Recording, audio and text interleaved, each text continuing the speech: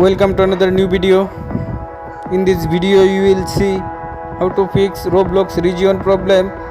Please follow complete the process.